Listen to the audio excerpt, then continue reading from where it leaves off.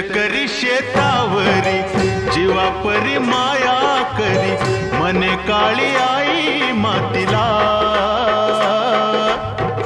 आनंदानं काळी आई भरभरून त्याला दे, डोईवर हात धरिला.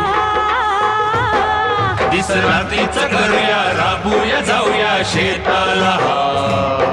जड घामाचं पाण्याचं प्रेमाचं शिंपूया शेता.